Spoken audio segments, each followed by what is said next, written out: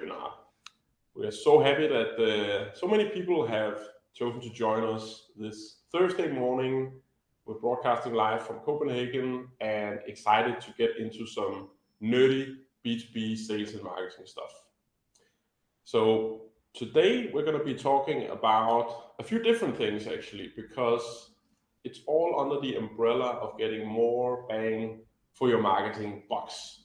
And of course, this is an evergreen topic, but made even more prescient these days with many budgets under pressure and also an opportunity to do things in a smarter way. So let's jump into that material. First of all, my name is Brian. I'm a partner here at Quadrant. Super happy to be with you. So I spent around 15-20 years working with marketing, digital, and sales, both in a corporate setting and now as a consultant. I'm a big B2B sales and marketing geek, and I hope you'll enjoy the next half an hour or so, and then we'll step into a bunch of questions from whatever you have on your mind. So please be active in the chat as we go along. So the 5 ideas I want to share with you today are a bit of a mixed bag. The first one is a bit more of a mindset thing. How do we actually approach optimizing our budget? It's digging into the difference between efficiency and effectiveness.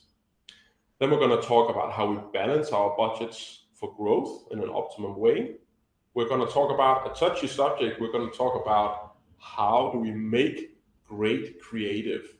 Not like we're in the 80s and Mad Men style, but like we're in 2023 and have access to all of the things we do today.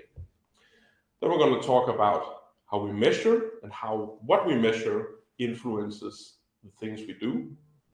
And we're going to talk about the all-important and ever-relevant marketing and sales collaboration and how that's one big lever to get more bang for your bucks. So with that in mind, let's dive into number 1. So maybe it's worth just talking a little bit about these two terms, because we often get them conflated actually. And I think one of the things that have been influencing the marketing world in particular over the last 10-15 years is a hunt for efficiency. So let's dig into what they actually mean. So the typical definition here is that efficiency is doing things right.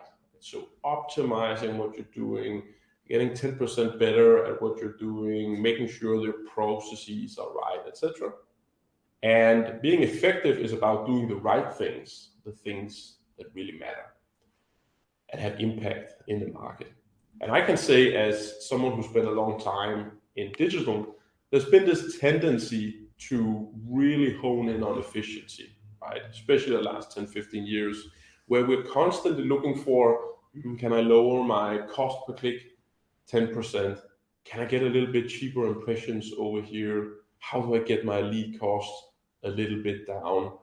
And of course, those things can all be relevant. But if you spend all your day talking about efficiency and drawing the last 10% out of a platform or a medium, you can sometimes lose sight of whether or not what you're doing is effective. Like, is the tactic I'm employing even relevant? Am I even reaching the buyer? So if I'm not reaching the buyers I'm hoping to affect, then whether I do it 10% cheaper or not, it has no meaning. It doesn't really matter. So I think there's a really, really big tendency to focus too much on efficiency and not enough around on effectiveness. And nowhere is this more prevalent in things like online media buying. So I recently came across an interesting case, one of our own clients, where we looked into a very large Google search budget. So we're talking about classic optimization efficiency here. A lot of different campaigns with clever naming and thousands of keywords, very big global agency, very reputable name, very big brand as well. And it was a lot of hyper optimized stuff that was, to be honest, quite difficult to really get into. But when you did get into it, you found out it was a lot about buying your own brand, and it was a lot about buying a lot of different things that never actually converted. So they took the brave step of actually turning it off, and what happened? Nothing. Exactly nothing happened. Traffic dropped a little bit because they bought less traffic, but they got the same conversions that they got before. And this is actually not an uncommon thing we see, particularly when working with large corporations spending a lot of money on media. And as we usually say, is that when you do buy digital media, you need to be paranoid. And that's a little bit the question with this particular case, is that when you're so focused in on efficiency, you can get kind of duped by, if we optimize this, we optimize that, we make an even more clever setup, and you miss the big picture of, does this matter at all? So key takeaway here is, don't get caught up in that efficiency hamster wheel, and remember to take time to think, right? Are we actually doing the right things? Taking that regular step back and looking at the marketing tactics ahead of you and say, for example, if I need to save money for my budget, instead of slicing down everything by 10%, maybe I should try to find larger activities that are just not effective, even though they might look efficient. So with that out of the way, let's jump into number 2. So the second point here is about balancing budgets for growth. And this is a common conversation topic and, quite honestly, point of contention, especially in B2B. Should I drive sales now, feed leads to my sellers, hunt the next event because it might have a big opportunity, or should I try to build a long-term brand? And I think the general tendency we see is, of course, a hunt for the short-term impact. And this idea of short-termism is one of the most dangerous things in marketing. And of course, in the world of consumer, we know it very well. We know it as normal people where things go on promotion and we need to buy something now and not tomorrow. And this tendency we feel like has crept a little bit into B2B, unfortunately. The reality is that even though we may not like it, most marketing works in the long term, even if we do it on channels that we typically would talk to each other as being a short-term channel. And I just found this recent study from Meta, people behind Facebook, Instagram, and so on, where even on those channels, which we would typically use for, let's say, more performance-driven advertising or marketing, they actually see the greatest return in the long term. And that's actually across media that most of the impact is felt in the long term, not in the short term. So building that long-term brand truly makes sense, even actually when you're trying to do the opposite. And of course, the reality is, should I do brand? Should I do short term? Should I do demand? Should I do this, that? There is only one right answer, and it is to do both. Right? There will never be another answer. There will never be someone or a situation where it's only right to do a bunch of branding or only right to do a bunch of short-term sales promotions. It's all the time about doing both. And of course, I think we all intellectually understand and appreciate graphs like this that I'm sure many of you have seen before. We understand that we need a strong brand to build long-term growth. And I think what kind of happens, of course, is that we apply a short-term view to this graph because CMOs, they don't tend to stick around in companies for very long. So they rarely have time to really invest and build a strong brand. So we're kind of looking at the world through a small keyhole and we only see the performance marketing that works in the short term.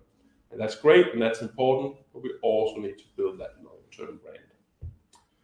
And the reality is, of course, this combination of short-term sales activation, so whether that's hanging out at an event to get more opportunities, doing a bunch of short-term lead generation, helping sales do a end of quarter push in the organization, those are all great things, and especially if you're just starting out as a small company. But as you grow and as the industry grows and the company matures, that long-term brand building becomes actually even more important to keep accelerating and keep driving growth. And I think my strongest argument for really investing in a long-term brand is talking to salespeople who have been in both a company with a very strong brand and have learned how easy it is to sell there. And I've also been in a company without a strong brand and learned how difficult it is to sell when you don't have a brand to do it from. So that was number 2. Now we're going to get into number 3, and it's all about flipping the switch a bit on how we do creative development. So the reality, of course, is that it's, unlike I put on the slide, 2023, and the TikTok revolution has swept across us. And the reason why I want to talk a little bit about TikTok is that it exemplifies a couple of things that have happened. So actually, it's never been easier or cheaper to make good stuff. And TikTok is such a good example because there's millions and millions of videos that are entertaining, fun, exciting, educating, etc., etc. How is that possible? It's because, of course, we have an iPhone in our pocket, and with a little bit of lighting and quick editing, most people can make great content. The reality is also that when we talk to our customers in large B2B organizations, they've never spent more money on creative development than today. They need a lot of content, they need a lot of creative to feed social channels, to arm their salespeople with stuff, to back up with paid media, etc. So it's never been easier, and they use a lot of money on it. And then we actually see what comes out of it, right? And the reality is, of course, that most isn't very good. And of course, right now there's this whole revolution about ChatGPT and so on.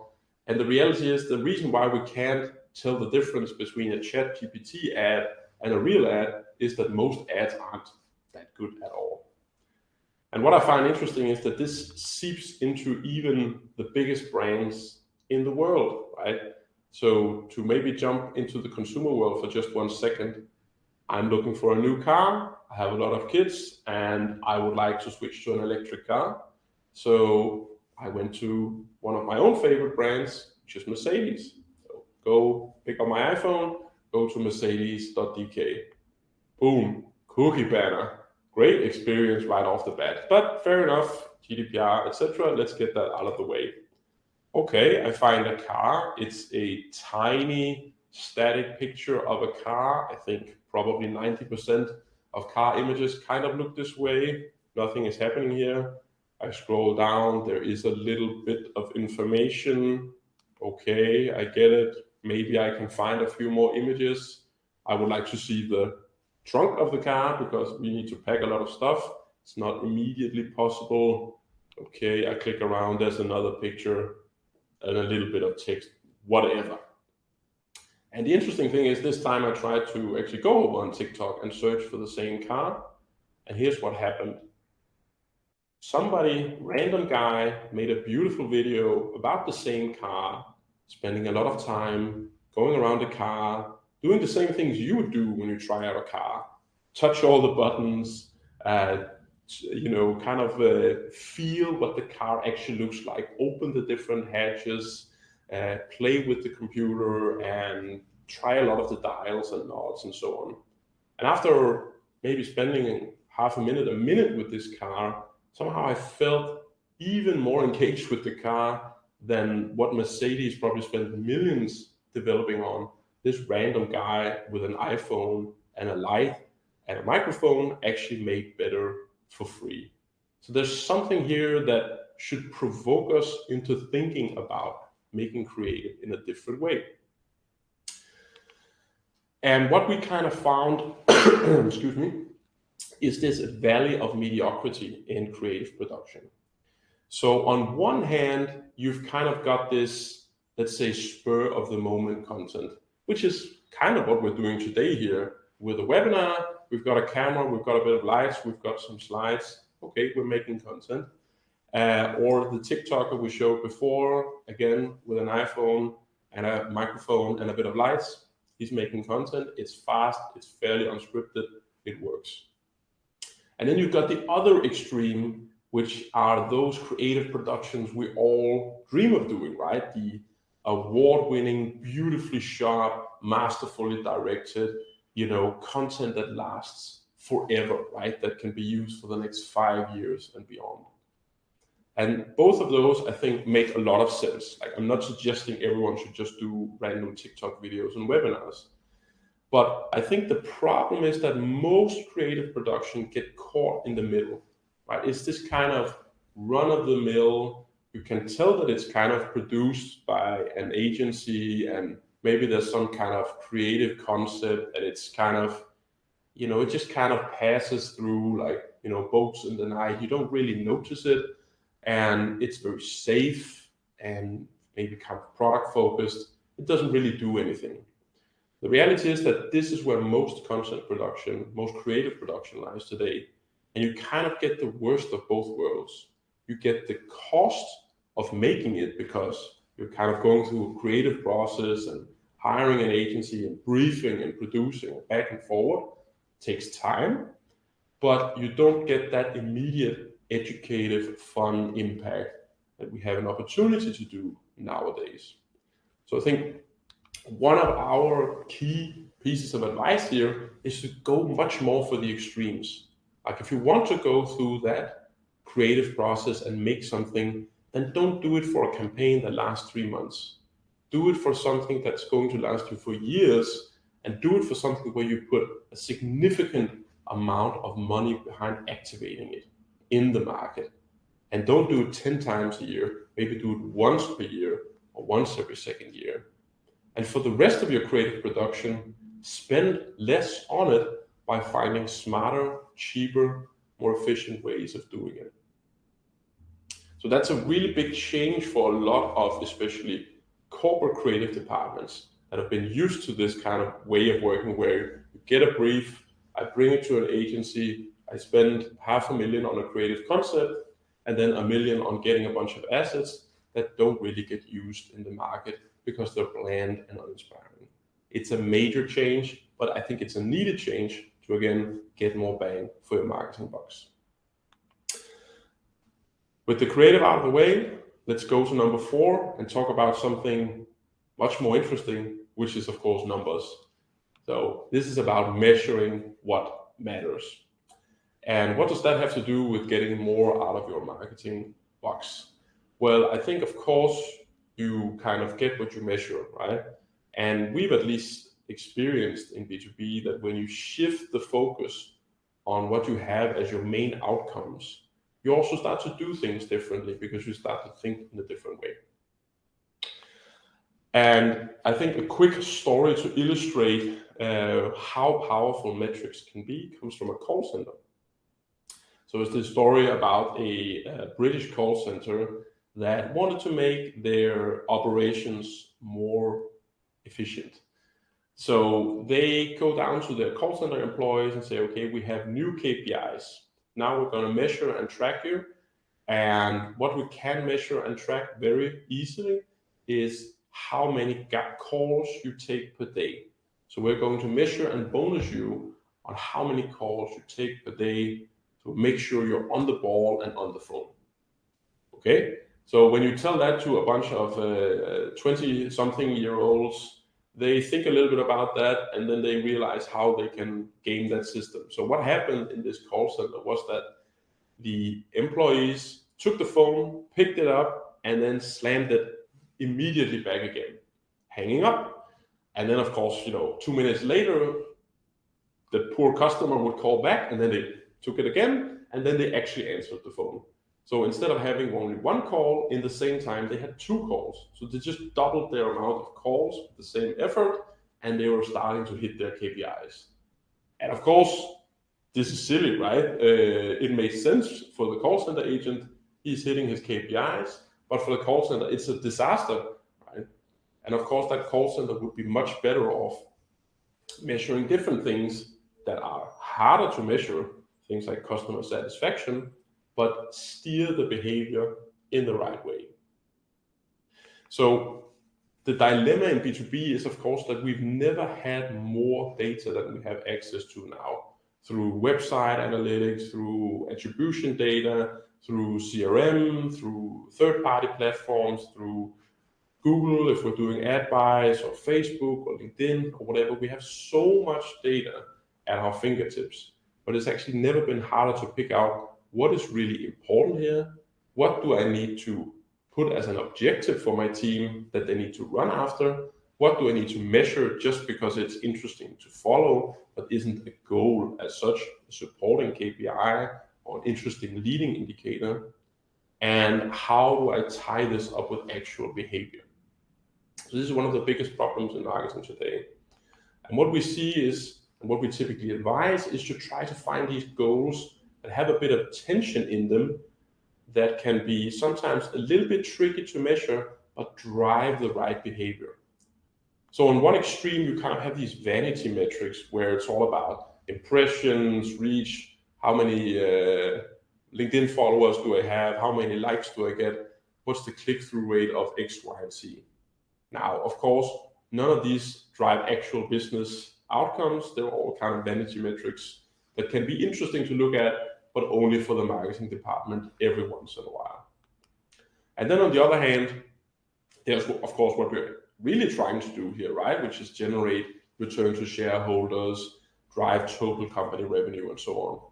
And I think it's also a mistake to say, yeah, we will measure our marketing based on total company revenue, because there's sometimes a weak causal link between what we're doing in marketing in January and company revenue in February.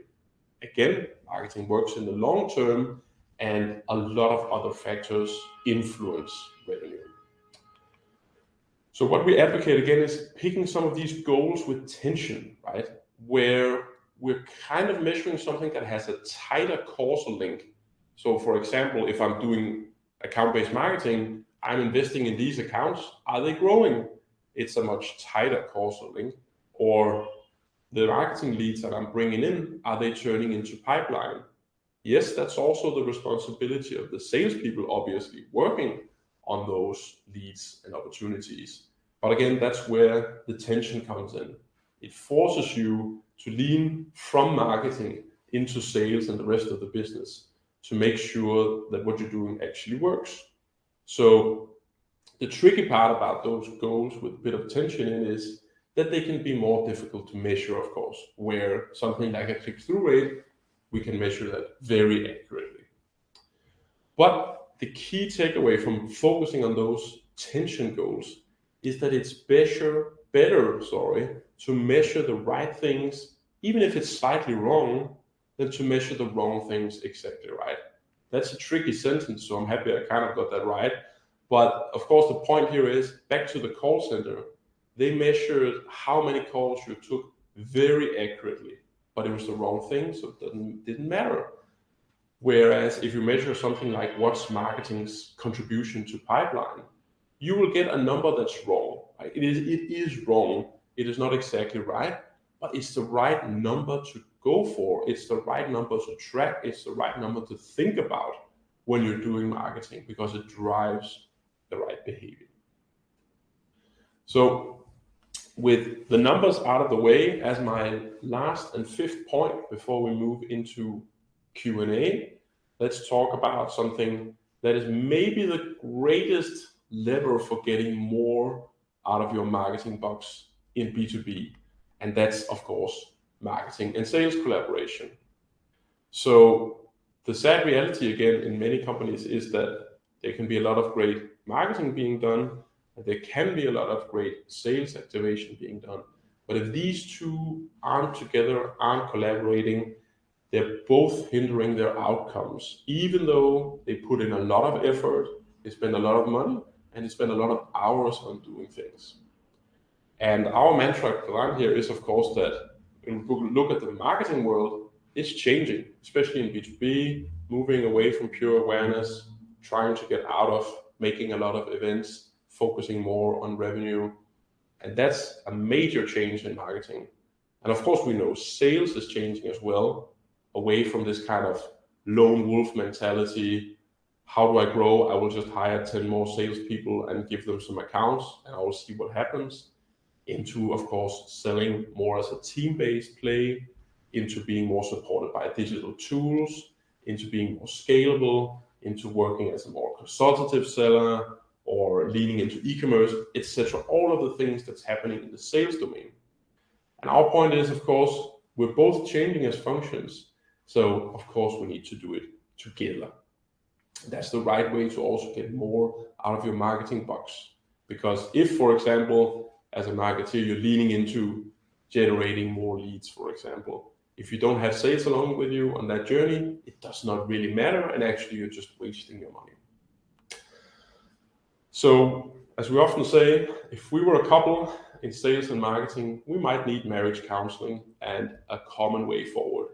And kind of a typical way we approach better collaboration between sales and marketing is not unlike a marriage counselor or a good relationship coach would approach it, because relationships do kind of work in a similar way no matter how you're collaborating. And the most important things we've always found is to start with a foundation of shared vision and goals. We're chasing the same thing, basically. And of course, when you're married, this is things like, where do I want to live? How many kids should I have? What's the right work-life balance? All of these things, what are our dreams, etc. And of course, in a marketing and sales context, it's about who are we targeting? What markets are important?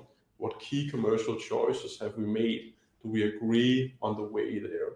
That's all the things about shared vision, strategy, goals, etc. And then I think that can sometimes be in place, but what is sometimes then missing is that empathy between the different departments. So, and I have to say, I've been guilty of this as a marketeer, sitting in the corner saying, the sales guys, they don't understand anything, they're lazy, they're this, they're that, they're the other. And in the other camp, you have a bunch of salespeople sitting down and saying, oh, the marketeers, they don't understand anything, they're doing this, they're doing that, etc., etc. And of course, the reality is that you have a dead relationship there and it's going to go nowhere. And the only real cure for it is leaning in and having empathy with each other. So as marketing, having empathy towards, oh, why is sales so short-term focused? Well, that's because they need to be, because their compensation plans depend on it, and because, quite frankly, somebody in the company needs to be short-term focused, because we do need to pay the bills next month. So having that empathy, respect for how we're different. And then I think the last bit, which is one of the things that's missing as well, is that, again, even if you have these things in a relationship, I know you, I respect you, and we have the same goal, if we don't do things together, then what does it matter? So having more structure around sales and marketing, doing joint planning, joint initiatives. So a little bit less only of you do this, I do that, but also let's do this together, because that's also how you build that empathy. So let's start with the first one. So establishing these shared goals, we find, is one of those most, let's say, conducive activities to better collaboration and better empathy between the departments. So a little bit less of marketing needs to grow brand awareness, and sales, they don't actually give a damn, they just have a top line revenue goal. Both of those things can be right, but they are not truly joint and they don't point in the same direction necessarily. So again, it's always good to be specific, right? Not just grow 10%. Where is that growth going to come from? Which markets, which product lines, which segments, and so on. By having more specific goals, you enable sales and marketing to work better together. Because it's also a little bit telling marketing, we need to grow 10% next year. It's kind of meaningful, but it's also extremely unspecific, gives no direction at all to the marketing team. So having these shared goals that are much more specific, I think, is a key part of good sales and marketing collaboration.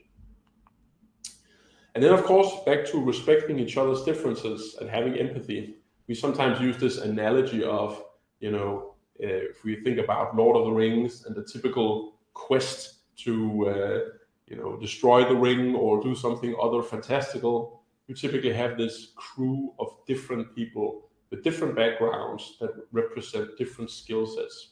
And this is exactly the way to to think about sales and marketing collaboration, having those marketing wizards that are able to think long term, that are able to think about, what's going to happen behind the next hill, having a little bit more preparedness, etc. But sometimes also with the tendency to overthink things. Versus the sales warrior that needs to be that assertive risk taker, needs to think short term again, might sometimes do things without a proper plan, quite often actually, but still it has a lot of value to bring these two personas together. And then the last point, which was about running these truly joint planning and common initiatives. So fairly often we see marketing in one space doing a marketing strategy and plan for next year, and we see a sales-driven revenue and account planning typically being done in another room. And they typically happen on two different axes, right? Marketing definitely sometimes a more strategic planning routine, and sales typically focusing on territories, accounts. How do I kind of get to that revenue number that I've promised to senior management or the board? And I think both things can have their place. And of course, you need to do account planning, for example. But before we get into those silos, have a joint planning cadence where we look at next year in due time, see what do we need to do to order to be successful, and go through a structured joint planning session, because that's really the only way we get the best out of both sales and marketing. So getting into joint planning, we might be in February, you could say the year has started, we're in it. Actually, this isn't a very big problem because there's not a long time to summer, and we need to start doing this type of planning typically before summer.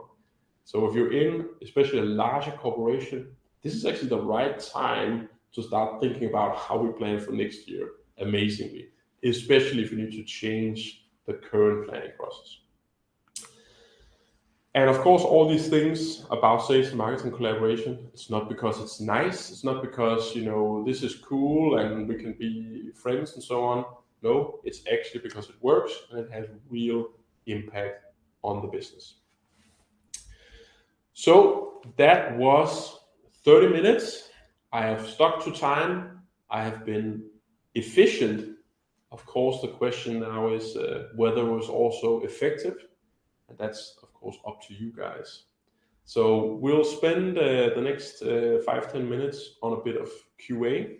So to manage that, I will jump into the Q&A, and I will see what's up here. How can you convince sales for this close collaboration and marriage? And how can you convince sales of the importance of brand awareness? All these slides that I will explain. Yes. Okay, how do you convince sales for close collaboration and marriage? So I would say there's kind of two things, right? One is, of course, that if you're dealing with a downright, let's say, anti-collaborative sales department, there is kind of a different problem, right? Because this idea of convincing, if they don't want to be convinced, right, it has to be kind of a more top-down decision, right? But I would always advocate leaning into their world. And as a marketeer, that's often the reality that we get into, is that we have to start by leaning into their world because they're off doing other things. So really leaning into, okay, what are actually the sales priorities? Okay, let's dig into those accounts. What is happening with those accounts, those territories, etc. And it's always makes sense to give a little bit of yourself first and lean in, unless, of course, you're dealing with directly, unfriendly sales management. But I have to say that's rarely been my takeaway. But of course, in those cases, you might need a more, let's say, top-down approach from a CEO perspective of, okay, we do need to change, where you need to tell a broader story of where sales and marketing are going and how we cannot just stay in these two silos and do things the old way. That can sometimes be a reality, but I would always advocate starting in that middle management to middle management, connecting over what's your issues, how can I help with those issues. That's always the best way to start, I think. So next question here from Per. Looking into the future on the topics of tension and long-term brand building, what are your thoughts on how sales marketing are organized as one team or two separate teams working together? Great question. So I think we've kind of seen two different things happen here. So there has been, mostly in the SaaS space, companies playing around with the chief revenue officer perspective and trying to gather sales and marketing under one umbrella. And I think, where have we seen that work well? We have seen it work well in the SaaS space because they have to be so tightly connected, and because you have actually less brand building going on. You have such a big focus on performance. And it works when there is a uniquely smart, gifted, let's say broadly focused chief revenue officer. And we've spoken to quite a number of these. And when you have the right profile who has deep understanding of both sales and marketing, we think it can be a positive. However, we've also seen it fail sometimes because you tend to promote the VP of sales into a sales plus marketing role, and then you get, sorry to say, you get typically very bad marketing, right? Because you get a sales servient marketing department that just kind of runs after whatever the old VP of sales wants to do. So I think the most, let's say, common way of doing it is separating them. And I actually think that it will continue to be a better solution for most companies to then elevate the marketing organization to be equal to sales and not have it as a subservient organization with a strong marketing leader. I think that will work the best for most organizations. And then there are those particular smaller, particular more sales-oriented SaaS companies where if you find that right leader, you can sometimes merge the two departments. But I actually think, I've switched my opinion on this a few times. I actually personally think that it's better to start by finding a very strong marketing leader and then lifting up the marketing organization. But it's a final point on that is, of course, that organizations are so company specific and people specific. So it totally always depends on having the right people in place. Sorry, I skipped the question here. So Cecilia, a question: how do you see outsourcing versus insourcing of various marketing tactics, paid media, etc.? Yes, so this is actually a great point, Cecilia, and I am in particular a very big fan of insourcing things like paid media. So one of the reasons is exactly this, let's say, distinction between effectiveness and efficiency. So let's take the example with paid search, right? So if you have an external paid search agency, what is the incentive of that agency? It is, number one, to keep you as a client because you pay a monthly retainer fee. Number two, increase the budget spent on paid search, because as the budget increases, hopefully the retainer does as well, depending a little bit on how you structure the deal, etc. So that agency has a very clear motive, right? And if there is not a strong structured buyer in your organization dealing with that agency, it can sometimes kind of run a life on its own. Where, of course, if you have an in-source department, what is their incentive? It has to be a broader incentive about growing the company and so on. So they can make the decision of saying, we should cut paid search, right? Because that might actually fund other activities I want to do with that money. For example, I want to move it from search to whatever, LinkedIn, let's just say that. The paid search agency will never have that incentive, will never suggest it, and will never do it because it's against their own interest. And that's why I think insourcing is so important, because only when you insource can you make those decisions across different buckets of money and not just focus on efficiency, but also effectiveness. So I think that's actually, it's an extremely good point, Cecilia. And I think, yeah, having a strong in-source team can help you drive a bigger focus on effectiveness. Let's see what else is up here. When measuring, from Hannah, when measuring revenue based on marketing source leads in a B2B company, long buying cycle, how do we keep marketeers motivated? and how to convince sales that marketing initiatives are working. So first of all, it's a super valid point. It's extremely hard to measure revenue based on marketing activities because it takes time. So there's kind of a very practical answer to what you are what you are asking here is, and that is measuring on pipeline generation instead, because pipeline tends to come by extremely fast, right? Typically within the first month after a lead lands, you have to be able to identify some sort of pipeline. Otherwise, sales will obviously also stop talking to that lead.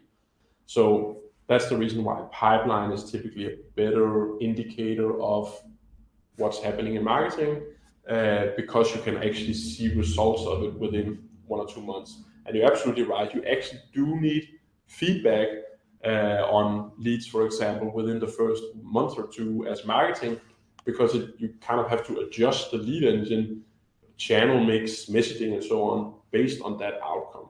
So that's why we at least typically advise looking at pipeline, because it materializes faster and it still has tension, because you as marketeers should not create pipeline, should not define pipeline. That should happen in sales. So that's the very practical answer.